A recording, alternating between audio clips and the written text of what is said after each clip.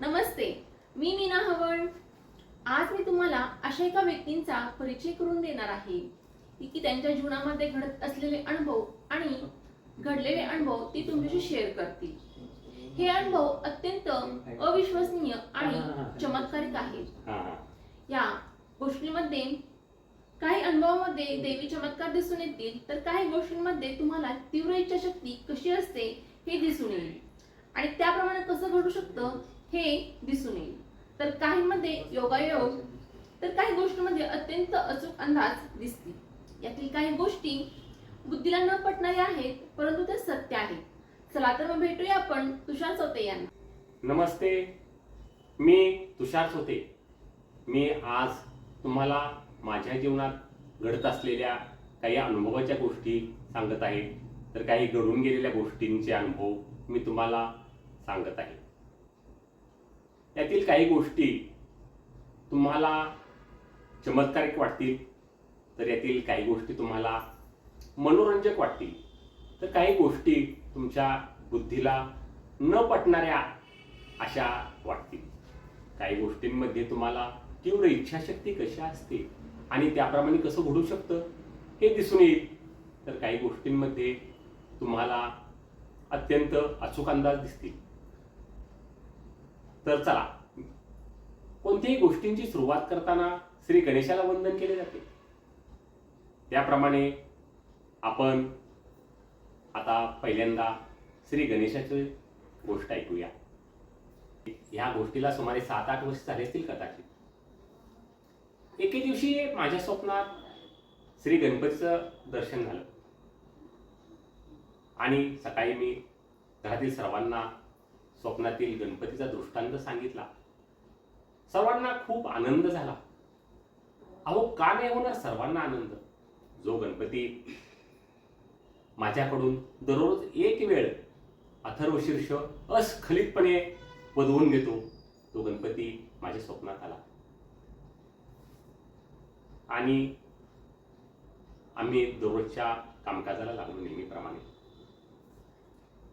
आणि योगायोगाने 8 दिवसात घरातील आम्ही सर्वजण चिपळूणला पर्यटन करायला गेलो. आणि चिपळूणचं पर्यटन झाल्यानंतर घरातील सर्व कुटुंबीयांनी असं ठरवलं की आपण आता गणपतीपुळेला जायचं. मग गणपतीपुळेला गेल्यानंतर आम्ही सर्वजण दर्शन रांगेत उभे राहिलो. दर्शन रांगेत उभे राहिल्यानंतर आम्ही हळूहळू दर्शन घेत होतो आणि सर्वांनी श्री गणेशाचे दर्शन घेतले. आणि मीही दर्शन घेत असताना मला आश्चर्याचा धक्काच बसला. ही मूर्ती आपण अगोदर कुठेतरी पाहिली आणि काय आश्चर्य असेल, मी आजपर्यंत कधीही गणपतीपुळेला गेलेलो नव्हतो. आणि ती मूर्ती पाहिल्यानंतर माझ्या ध्यानात आलं की गेल्याच आठवड्यात आपल्याला स्वप्नात आलेला गणपती हाच आहे. आणि मला खूप आनंद झाला. यातील योगायोगाची गोष्ट म्हणजे मी कधीही गणपतीपुळेला न गेलो तरी माझ्या स्वप्नात आलेली मूर्ती तीच होती. हा दैवी चमत्कार कसा वाटतो? या अनुभवावरून असं दिसून येतं की तुमची गणपतीवर खूप श्रद्धा आहे. तुम्ही गणपतीची नेमकी काय उपासना करता हे आम्हाला ऐकायला आवडेल. तर मी दररोज घरामध्ये एक वेळ अथर्वशीर्ष म्हणतो. या गोष्टीला जवळपास सुमारे 25 वर्ष झाली असते. आणि दररोज एक वेळ श्री गणेशाच्या मंदिरात जाऊन दर्शन घेतो. दर महिन्यातून एकदा संकष्टी व्रत करतो. ही उपासना मी खूप वर्ष झाले करत आहे. अजून कोणकोणत्या प्रकारचे अनुभव तुम्हाला तुमच्या जीवनामध्ये आले आहे? मला प्रवासामध्ये वाहन मिळतं, हा अनुभव मला खूप वेळा आलेला आहे. त्याबद्दलची गोष्ट आम्हाला ऐकायला आवडेल. सांगेन. एके दिवशी मी आणि माझा मित्र ज्योतिबाला गेलो. कुलदैवत आहे आमचं ज्योतिबा. आणि ज्योतिबाचं दर्शन घेतल्यानंतर तिथं यमाई देवीचं दर्शन घ्यावं लागतं. यमाई देवीचं दर्शन घेतल्यानंतर विट्याला यायला परत पुन्हा एकदा वर पायऱ्या चढाव्या लागतात. कोल्हापूरला जावं लागतं. कोल्हापूरहून सांगली, सांगलीहून विटा, असं मोठा प्रवास होतो. आणि एम-आय देवीच्या तिथं गेल्यानंतर तिथून कोणतीही वडाप गाडी नसते. तिथून कसलंही वाहन मिळत नाही. तिथून सर्व खाजगी गाड्या असतात. आणि मी माझ्या मित्राला असं सांगितलं की आपण इथंच थांबू, आपल्याला इथून वाहन मिळेल. तो म्हटला इथं सगळ्या खाजगी गाडी तुम्हाला आपल्याला वाहन कसे मिळेल? तर मी सांगितलं आपल्याला वाहन मिळेल. आणि अवघ्या 5 मिनिटाच्या कालावधीतच एक सुमो गाडी तिथं आली आणि ती गाडी आमच्याजवळ येऊन थांबली. आणि आम्ही त्यांना विचारलं की आम्हाला कराडला जायचं आहे आणि मला तुमच्या गाडीतून कराडपर्यंत सोडा. तर त्यांनी सांगितलं की आम्ही पण कराडला जाणार आहोत, पण आम्हाला थोडंसं काम आहे, आम्ही तुम्हाला हायवेला सोडतो. आम्हाला खूप आनंद झाला. त्यांनी गाडीत बसायला जागा दिली. आम्ही प्रवास केला. त्यांनी आम्हाला हायवेपर्यंत सोडलं.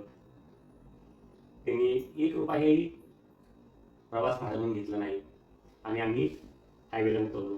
प्रवासात वाहन मिळालं. त्यानंतर पुन्हा आम्हाला कराडपर्यंत यायचं होतं. परत मी एका मित्राला असं सांगितलं की आपण इथं पण थांबू आणि आपल्याला वाहन मिळेल, वाहन खाजगी मिळेल आपल्याला, त्यातून आपण कराडपर्यंत प्रवास करू. त्याला कसं तरीच वाटलं मित्राला माझ्या. आणि आम्ही रस्त्यावरती वाहन वाट बघत बसतो वाहनाची.